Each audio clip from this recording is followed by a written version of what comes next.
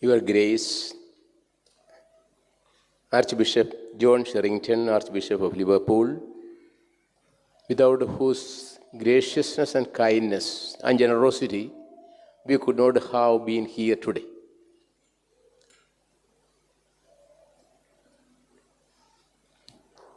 Father Suni Padinyarekara, vicar of this mission, as he was telling, you understand how much he has longed for and worked for the realization of this reality, this church, the whole, and the rectory here.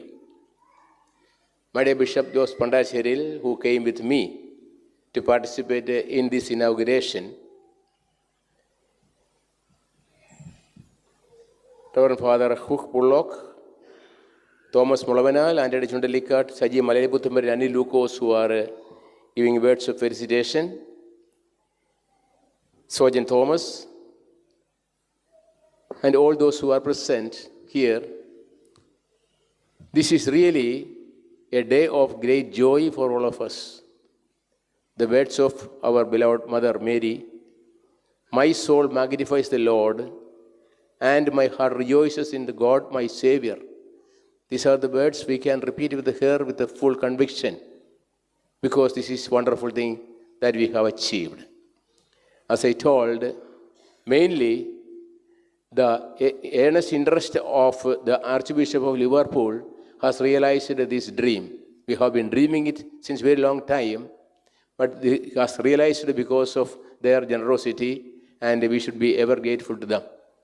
Of course, today Archbishop has remembered in his homily all those who have been working for the establishment of this church here 1 century back, 1911, and we know 1911 is a year special for us, the Gnanaya community. The Archdiocese of Kottayam started as a vicariate in 1911, and we are really proud of that.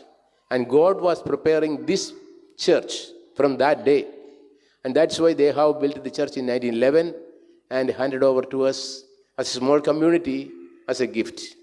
So we remember with gratefulness and gratitude those forefathers who had worked hard to realize this beautiful church here. And now it is handed over to us to keep it as a sacred gift for the glory of God and the goodness of our people. Now, this year we have another importance. You know, it is the year in which our first bishop, Mar Matthew Makil, is raised to the status of a Dhanyan, blessed, Dhanyan in a church. On the way to his canonization, this is the next step. This also is really God's grace, or providential, I may say, because he was the one who really thought about the ecclesial foundations of the Gnanaya community strongly. You know, we were actually a community under our own priests, but at the same time under various bishops. From the time of the migration, bishops were coming from the Middle East, and they were taking care of the Catholic Church, Christianity in Kerala, in India, as such, all as a whole. And we were part of them. We were under those bishops who were taking care of all the Catholics or all the Christians at that time. Since many centuries, we had been doing so. And in 1896, there was the miracle. Mar Makil was chosen as the Vicar Apostolic of Changanasheri, in which Kottayam also was included. And due to his hard work, sincere prayer, and commitment, in 1911, the Gnanaya community has received a vicariate of its own. It has slowly grown into an eparchy now, and we are here. My dear brothers and sisters, and in his, this year, when he is declared as the Dhanyan of the church, is also a gift by which God shows his compassion for us. We should always remember it, and we should always pray to our first bishop, Mar Makil, to help us, to stay with us and continue in our journey towards the greatness which God has prepared for us. That's one thing I have to tell you. Of course, this church and the hall and the rectory which is given to us is really a great gift. And this time I would also remember Bishop Srambikal. He was there in the synod. We had talked over this matter. He told he has some another important engagement. He will not be present here, but he has his earnest interest and his own involvement was very important in realizing this dream, because we have been dreaming this since a long time. When Father Saji was here, he was also thinking, and we were talking many times, how we can have our own church so that we will have that kind of feeling of coming together. And I needn't say what it is. Father Thomas Mulvanal is here. We know how in the United States the first church was bought, and how the community has made a dashing step forward from that. So this is an occasion for the Granada Catholics in UK to make a bold advancement to the future with more churches, where we can feel our the blessings of God and we can partake well. With your understanding, I will just പ്രിയ സഹോദരി സഹോദരന്മാരെ, നമ്മൾ ഓർക്കേണ്ട ഒരു കാര്യം, നമ്മെ സംബന്ധിച്ചിടത്തോളം കത്തോലിക്ക സഭയുടെ തണലിലും കത്തോലിക്ക സഭയുടെ വാത്സല്യത്തിലുമാണ് നമ്മൾ എന്നും ജീവിച്ചിരുന്നത്. ജ്ഞാനായ സമൂഹത്തിന് ഉണ്ടായിട്ടുള്ള വളർച്ചയുടെ പിന്നിൽ സഭയുടെ വലിയ ശക്തമായിട്ടുള്ള ഒരു സംരക്ഷണവും സഹായവും നമുക്കുണ്ടായിരുന്നു. ഇങ്ങനെ സഭയുടെ കൂട്ടായ്മയിൽ വളരുന്നതിലൂടെ മാത്രമാണ് നമുക്ക് എന്തെങ്കിലുമൊക്കെ ആകാൻ സാധിച്ചിട്ടുണ്ടെങ്കിൽ അത് സാധിച്ചത്. എക്കാലത്തും കുറച്ച് ആളുകൾക്ക് അതിൽ അതൃപ്തി ഉണ്ടായിരുന്നു. അവരുടേതായ രീതിയിൽ വളരണമെന്ന് ആഗ്രഹിക്കുന്ന ആളുകളുണ്ട്. അതിനാരും തടസ്സമില്ല. പക്ഷേ നമ്മെ സംബന്ധിച്ചിടത്തോളം ഈ ജ്ഞാനായ സമുദായത്തിൻ്റെ അടിസ്ഥാന മൂല്യമെന്ന് പറയുന്നത് അതിൻ്റെ വിശ്വാസമാണ്. ഈ സമുദായത്തിൻ്റെ എല്ലാ പൈതൃകങ്ങളും ആ വിശ്വാസത്തോട് ബന്ധപ്പെട്ടും ആ വിശ്വാസത്തിൽ അടിയുറച്ചുമാണ് നമ്മൾ മുന്നോട്ട് കൊണ്ടുപോകുന്നത്. അപ്പോൾ ആ ഒരു വിശ്വാസവും സഭയോടുള്ള വിധേയത്വവും ദൈവത്തോടുള്ള ബന്ധവുമൊക്കെ മുറുകെ പിടിക്കുന്നില്ലെങ്കിൽ ജ്ഞാനായ സമുദായത്തിൻ്റെ ഭാവി ഇരുളടഞ്ഞതാണ് എന്നതിൽ യാതൊരു സംശയവുമില്ല. പക്ഷേ ദൈവത്തിന് നന്ദി പറയട്ടെ, യാഥാർത്ഥ്യങ്ങളൊക്കെ നമ്മളെല്ലാം മനസ്സിലാക്കി വരുന്നുണ്ട്.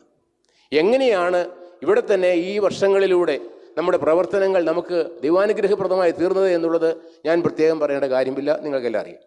അപ്പം അങ്ങനെ നമ്മൾ ദൈവത്തിൽ ആശ്രയിച്ചും സഭയോട് ചേർന്നും ഇപ്പോൾ തന്നെ നമുക്കറിയാമല്ലോ, ഇങ്ങനെയൊരു പള്ളിയും സൗകര്യങ്ങളൊക്കെ നമുക്ക് കിട്ടാൻ പ്രധാന കാരണം എന്താണ്?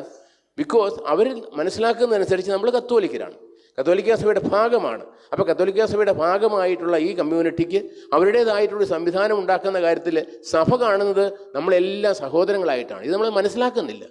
സഭയുടെ കൂട്ടായ്മയിലാണ് നമ്മൾ ജീവിക്കേണ്ടതും പ്രവർത്തിക്കേണ്ടതും. സ്വന്തം കാര്യങ്ങൾക്ക് വേണ്ടിയിട്ട് സഭയെ പോലും തള്ളിപ്പറയുന്ന ആളുകളല്ല നമ്മെ നയിക്കേണ്ടത്. നമ്മൾ മനസ്സിലാക്കേണ്ട കാര്യമാണ്. ഇന്ന് നമുക്കറിയാമല്ലോ, ഇപ്പോൾ ഇത്രയും കിട്ടിയതിന് പിന്നിൽ സഭയോടുള്ള വലിയ പ്രതിബദ്ധത തന്നെയാണ് നമുക്ക് അതിന് അടിസ്ഥാനമായത് എന്നതിൽ യാതൊരു സംശയവും വേണ്ട. ആഗോള സഭയോടുള്ള, ലത്തീൻ സഭയോടുള്ള നമ്മുടെ ബന്ധം, സീറോ മലബാർ സഭയോടുള്ള നമ്മുടെ കമ്മിറ്റ്മെൻറ്റ്, ദൈവത്തോടുള്ള നമ്മുടെ ബന്ധം, ഇതെല്ലാമാണ് നമ്മെ എപ്പോഴും ചേർത്ത് നിർത്തുന്നത്. കർത്താവ് പറഞ്ഞ വാക്കുകൾ ഞാൻ ആവർത്തിക്കേണ്ട കാര്യമില്ല. മുന്തിരിച്ചെടിയുടെയും ശാഖയുടെയും കാര്യം നമുക്കറിയാം. എന്നോടുകൂടി ശേഖരിക്കാത്തവൻ ചിതറിച്ച് കളയുന്നുവെന്ന് കർത്താവ് പറയുമ്പോൾ നമ്മളത് മനസ്സിലാക്കാതിരിക്കുന്നത് നമ്മുടെ ഭാഗത്തുള്ള വീഴ്ചയാണ്. So let us gather together with him. കർത്താവിനോട് കൂടി ചേർന്ന് നമുക്ക് നമ്മുടെ സഭയെ വളർത്താം. നമുക്ക് എല്ലാവർക്കും നമ്മുടേതായ കാഴ്ചപ്പാടുകളും അഭിപ്രായ വ്യത്യാസങ്ങളൊക്കെ ഉണ്ടാകാം. പക്ഷേ അവയ്ക്കൊക്കെ ഉപരിയായിട്ട് നമ്മൾ മനസ്സിലാക്കേണ്ട ഒരു കാര്യം, ജ്ഞാനായ സമുദായം എന്തെങ്കിലും ആയിട്ടുണ്ടെങ്കിൽ ഈ സമുദായത്തിന് വേണ്ടി ശക്തമായി പ്രവർത്തിച്ച ദൈവദാസൻ മാക്കിൽ പിതാവിൻ്റെ, ധന്യൻ മാക്കിൽ പിതാവിൻ്റെ ആ ഒരു വലിയ സേവനത്തിൻ്റെ തുടർച്ച നമ്മിലൂടെ തുടരാൻ ദൈവം ആഗ്രഹിക്കുന്നു, നമ്മളോട് ആവശ്യപ്പെടുന്നു. അതിന് നമ്മൾ തയ്യാറാകണം. നമുക്കൊരു പക്ഷേ തിരക്ക് കൂടുതലാണ്. കാരണം ഇന്നത്തെ മനുഷ്യനെല്ലാം ഇൻസ്റ്റൻ്റാണ്, ഇപ്പോൾ കിട്ടണം എന്നുള്ളതാണ് എല്ലാ കാര്യങ്ങളിലും. ഇപ്പോൾ ഞാൻ ആവശ്യപ്പെട്ടാൽ ഇപ്പോൾ കിട്ടണമെന്നുള്ള ചിന്തയാണ്. പക്ഷേ നമ്മൾ ഓർക്കുക, അങ്ങനെയല്ല സഭ നമ്മളെ വളർത്തുന്നത്, സഭ നമ്മെ കൊണ്ടു നടക്കുന്നത്. നാം എല്ലാവരും ദൈവത്തിൻ്റെ ആ വാത്സല്യത്തിൻ്റെ കീഴിൽ വിധേയത്വത്തോടെ വിശ്വസ്തയോടെ നിൽക്കുക. സമയത്തിൻ്റെ പൂർണ്ണതയിൽ ദൈവം നമുക്ക് ആവശ്യമായ കാര്യങ്ങൾ നൽകുമെന്നതിൽ യാതൊരു സംശയവും വേണ്ട.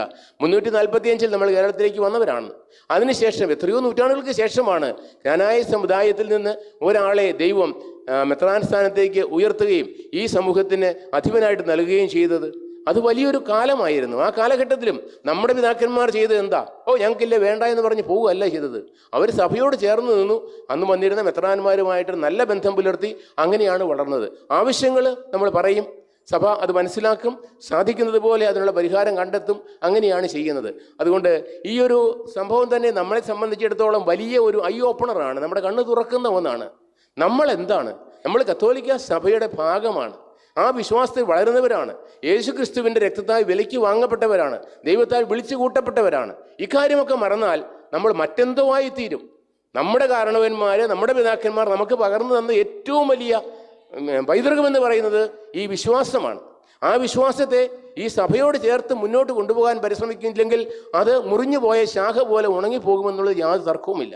അത് വരാതിരിക്കണമെങ്കിൽ നമ്മുടെ യാഥാർത്ഥ്യത്തെക്കുറിച്ച് നമ്മൾ ബോധമുള്ളവരായിരിക്കണമെന്ന് മാത്രമേ എനിക്ക് നിങ്ങളോട് പറയാനുള്ളത്. വാസ്തവത്തിൽ വളരെ ഈ നിമിഷത്തിൽ എൻ്റെ ഹൃദയത്തിൽ വലിയ സന്തോഷമുണ്ട്.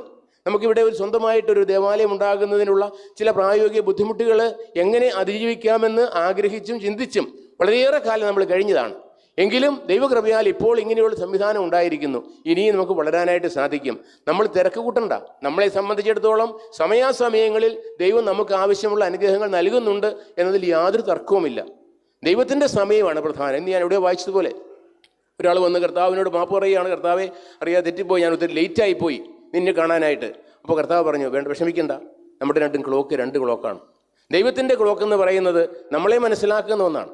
നമ്മളെ അറിയുകയും മനസ്സിലാക്കുകയും നമ്മുടെ കാര്യങ്ങൾക്ക് വേണ്ടതായ രീതിയിൽ പ്രവർത്തിക്കുകയും ചെയ്യുന്ന ആ ദൈവത്തിൻ്റെ പൈതൃക വാത്സല്യമാണ് നമ്മളെ നയിക്കുന്നത്. ആ വാത്സല്യം നമ്മൾ അനുഭവിക്കുന്നത് സഭയുടെ ആ കൂട്ടായ്മയിലാണ്. കാരണം സഭയിലൂടെയാണ് കർത്താവ് നമുക്ക് വേണ്ടി പ്രവർത്തിച്ചുകൊണ്ടിരിക്കുന്നത്. ആ ഒരു കൂട്ടായ്മ നമ്മൾ നിലനിർത്തണം. അതുകൊണ്ട് പ്രിയമുള്ളവരെ, ഇത് നമുക്കറിയാമല്ലോ, ഇത് യാഥാർത്ഥ്യമായതിൻ്റെ പിന്നിൽ നിങ്ങളുടെ എല്ലാവരുടെയും ഒത്തിരി അധ്വാനമൊക്കെ ഉണ്ട്. വളരെ നാളുകളായിട്ട് നമുക്ക് വേണ്ടി ഒരു സംവിധാനം ഉണ്ടാവണമെന്ന് ആഗ്രഹിച്ചിരുന്ന നമ്മൾ ഓരോരുത്തരും ഘട്ടം ഘട്ടമായിട്ട് ഓരോ തരത്തിലാണ് മിഷനുകൾ സ്ഥാപിക്കപ്പെടുന്ന അവസരത്തിൽ അത് ഇടവകയാക്കാനുള്ള പരിശ്രമത്തിൽ ഒക്കെ ഓരോരുത്തരും അവരുടേതായ സംഭാവനകൾ നൽകിയവരാണ്. ഓരോരുത്തരെയും പേരെടുത്ത് പറയാൻ ആഗ്രഹിക്കുന്നില്ല. ഓരോരുത്തരും തങ്ങൾക്കാവുന്ന രീതിയിൽ ദൈവത്തോട് ചേർന്ന് സഭയോട് ചേർന്ന് വളരാൻ പരിശ്രമിച്ചാൽ നാം ആഗ്രഹിക്കുന്ന സമയത്തായിരിക്കണമെന്നില്ല, പക്ഷേ ആഗ്രഹിക്കാത്ത സമയത്ത് നമുക്ക് ആവശ്യമായ നന്മകൾ നൽകി നമ്മെ പരിപാലിക്കുന്ന ദൈവത്തിൻ്റെ ആ സ്നേഹം നമ്മൾ ഒരിക്കലും മറന്നു കളയരുത്. അതുമാത്രമാണ് നമ്മുടെ ബലം, മറ്റൊന്നുമല്ല. നമ്മുടെ ഒരു വലിയ ശക്തിയൊന്നുമല്ല. ദൈവത്തോടുള്ള നമ്മുടെ ബന്ധവും സഹോദരങ്ങളോട് ഒരു ആത്മാർത്ഥമായ സ്നേഹവും ഉണ്ട് എന്ന് വരികിൽ ഈ സമുദായത്തിൻ്റെ പൈതൃകം നഷ്ടപ്പെടാതെ സൂക്ഷിക്കാൻ നമുക്ക് സാധിക്കും. അതാണ് യഥാർത്ഥത്തിൽ നമ്മുടെ പൈതൃകം എന്നുള്ളത് നമ്മൾ മറന്നു കളയരുത്. ദൈവത്തോടുള്ള ബന്ധം മുറിഞ്ഞു പോയാൽ നമ്മുടെ പൈതൃകം നമുക്ക് നഷ്ടപ്പെട്ടു പോകും. സഹോദരങ്ങളോടുള്ള സ്നേഹബന്ധമില്ലെങ്കിൽ ന്യായ സമുദായം എന്ന് പറയുന്നത് തന്നെ അർത്ഥമില്ലാത്ത സംഗതിയാണ്. അപ്പോൾ അതുകൊണ്ട് ദൈവത്തോടും സഹോദരങ്ങളോടുമുള്ള നല്ല ബന്ധത്തിൽ വളരുക, ദൈവത്തിൻ്റെ സംരക്ഷണത്തിൻ്റെ കീഴിൽ നമ്മളെ തന്നെ നിലനിർത്തുക. അപ്പോൾ നമുക്ക് ദൈവത്തിൻ്റെ കരുണ ധാരാളമായി ലഭിക്കുമെന്നതിൽ യാതൊരു സംശയവുമില്ല.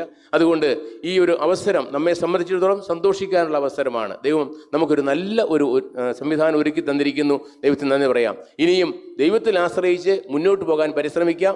തീർച്ചയായും ദൈവത്തിൻ്റെ കൃപ നമ്മുടെ കൂടെ ഉണ്ടായിരിക്കും. നമ്മുടെ മക്കൾക്ക്, വരും തലമുറയ്ക്ക് പകർന്നു കൊടുക്കേണ്ടത് ദൈവത്തോടുള്ള ഈ സ്നേഹബന്ധവും സഹോദരങ്ങളോടുള്ള ഐക്യവുമാണ് എന്നുള്ളത് മറന്നു പോകരുത്. ബാക്കി കാര്യങ്ങളൊക്കെ ചില സ്വാർത്ഥ താല്പര്യങ്ങളോട് കറങ്ങുന്നതാണ്. അതുകൊണ്ട് നമുക്ക് പ്രയോജനമില്ലെന്ന് മാത്രമല്ല, നമ്മുടെ തലമുറയ്ക്ക് ദോഷമാണ് വരുന്നത്. അത് വരാതിരിക്കാൻ നമ്മൾ ശ്രദ്ധിക്കുക. നമ്മുടെ മക്കളെ സത്യവിശ്വാസത്തിലും കൂട്ടായ്മയിലും വളർത്തുമ്പോഴാണ് ജ്ഞാനായ പൈതൃകം നമ്മൾ സൂക്ഷിച്ചെന്ന് പറയാൻ സാധിക്കുക. ദൈവകൃപയാൽ ഇവിടെയുള്ള മാതാപിതാക്കൾ ഓരോരുത്തരും ജ്ഞാനായ പൈതൃകം അനുസരിച്ച് സമുദായത്തിൽ നിന്ന് വിവാഹം കഴിച്ചുകൊണ്ട് അവരുടെ മക്കൾ ജ്ഞാനായക്കാരാണ്. പക്ഷെ അവർ ജ്ഞാനായക്കാരായിട്ട് യഥാർത്ഥത്തിൽ വളരണമെങ്കിൽ ഈ വിശ്വാസവും ഈ സഹോദര സ്നേഹവും അവരിൽ രൂഢമൂലമാക്കുവാനായിട്ട് നമ്മൾ പരിശ്രമിക്കണം. അതിനായിട്ട് പരിശ്രമിക്കുക. ഞാൻ വാക്കിൽ ദീർഘിപ്പിക്കുന്നില്ല, സമയമായി. നമ്മുടെ ഇവിടെ സേവനം ചെയ്യുന്ന വൈദ്യർ ഓരോരുത്തരും, നമ്മുടെ ജോസച്ചനൊക്കെ ഇവിടെ ആദ്യകാലത്ത് സേവനം ചെയ്യാൻ ഓർക്കുന്നുണ്ട്. ചില പ്രയാസങ്ങൾ ബുദ്ധിമുട്ടുണ്ടായ കാലമുണ്ടായിരുന്നു. എങ്കിലും എല്ലാവരുടെയും മനസ്സിൽ വലിയ സന്തോഷമാണ്. പ്രയാസങ്ങളിലൂടെ കടന്നു പോയെങ്കിലും അവയെല്ലാം നല്ല പുഷ്പങ്ങളാക്കി മാറ്റാൻ ദൈവത്തിന് സാധിച്ചു എന്നുള്ള വലിയ സന്തോഷത്തോടെയാണ് നമ്മുടെ വൈദികരൊക്കെ ഇവിടെ ആയിരിക്കുക. തീർച്ചയായിട്ടും മിഷനുകളിൽ പ്രവർത്തിക്കുമ്പോൾ അതിൻ്റേതായ ഞെരുക്കങ്ങളും ബുദ്ധിമുട്ടുകളും ഒക്കെ ഉണ്ട്, ചില എതിർപ്പുകളും പ്രയാസങ്ങളുമുണ്ട്. എങ്കിലും പ്രിയ സഹോദര വൈദികരെ, ധൈര്യമായിരിക്കുക. കാരണം ദൈവം നമ്മെ എപ്പോഴും നന്മയിലേക്കാണ് വഴി നടത്തുന്നത്. ദൈവത്തിൽ ആശ്രയിച്ചു കൊള്ളുക, ദൈവത്തോട് കൂടി മുന്നോട്ട് നടക്കുക. നിങ്ങൾക്ക് ഏൽപ്പിക്കപ്പെട്ട ജനത്തെ ദൈവത്തോട് ചേർത്ത് നടത്താൻ പരിശ്രമിക്കുക. നന്മയുടെ ഫലങ്ങൾ ധാരാളം ഉണ്ടാകും. അതിനിടയിൽ നമുക്ക് മുറിവുകൾ ഉണ്ടാകും, പക്ഷേ മുറിവുകളിൽ നിന്നാണ് പുഷ്പങ്ങൾ വിരിയുന്നത് എന്നുള്ളത് ഒരിക്കലും മറക്കാതിരിക്കുക. സഭയുടെ വളർച്ചയിൽ അത് തന്നെയാണ് സംഭവിച്ചിട്ടുള്ളത്. എവിടെയൊക്കെ സഭയ്ക്ക് മുറിവേറ്റിട്ടുണ്ടോ അവിടെ നിന്നാണ്, രക്തസാക്ഷികളിൽ നിന്നാണ് സഭ എന്നും വളർന്നു വന്നിട്ടുള്ളത്. ആ രക്തസാക്ഷിത്വം എന്ന് പറയുന്നത് മരണം മാത്രമല്ല, ജീവിക്കുന്ന രക്തസാക്ഷിത്വമുണ്ട്. ആ രക്തസാക്ഷിത്വത്തിൽ പങ്കുചേർന്നുകൊണ്ട് നമുക്ക് സഭയുടെ വളർച്ചയിൽ പങ്കുകാരാകാനായിട്ട് പരിശ്രമിക്കാം.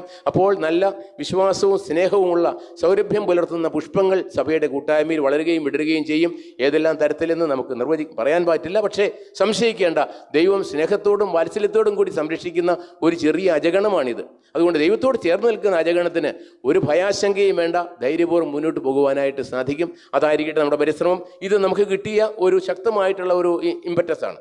ഇനി മുന്നോട്ട് പോകാനായിട്ടുള്ള ഒരു വലിയ പ്രേരണയും പ്രചോദനവുമാണ് നമുക്ക് ഇതിലൂടെ ലഭിച്ചിരിക്കുന്നത്. ദൈവം ആഗ്രഹിക്കുന്നത് പോലെ ഇനിയും മുന്നോട്ട് പോകാൻ നമുക്ക് സാധിക്കട്ടെ. നമുക്ക് ദൈവം നൽകിയിരിക്കുന്ന വൈദികരോട് ചേർന്ന് സഹകരിച്ച് പ്രവർത്തിച്ച് ഈ സഭാ സമൂഹത്തെ ദൈവത്തിന് ഇഷ്ടപ്പെട്ട ഒരു നല്ല സഭാ സമൂഹമായി, നമ്മുടെ കാരണവന്മാരുടെ ആ വലിയ വിശ്വാസ പൈതൃകത്തിൻ്റെ തുടർച്ച ഏറ്റുവാങ്ങി ജീവിക്കുന്ന നല്ല പൈതൃക സമൂഹമായിട്ട് വളർത്തുവാനായിട്ട് സാധിക്കട്ടെ എന്ന് ആശംസിക്കുന്നു. എല്ലാവരെയും ഒരിക്കൽ കൂടി സ്നേഹപൂർവ്വം അഭിനന്ദിച്ചുകൊണ്ട് ഓരോരുത്തരുടെയും പ്രയത്നങ്ങൾ ഇവിടെ ഫലമണിയുന്നു, പൂവണിയുന്നു എന്നുള്ള ആ വലിയ സന്തോഷത്തോടുകൂടി എല്ലാവർക്കും ഇനിയും വലിയ വലിയ നന്മകളും ദൈവാനുഗ്രഹവും കൃപയും ധാരാളമായി ലഭിക്കുവാൻ ദൈവം കനിയട്ടെ എന്ന് പ്രാർത്ഥിച്ചുകൊണ്ട് ഞാൻ എൻ്റെ വാക്കുകൾ ചുരുക്കുന്നു.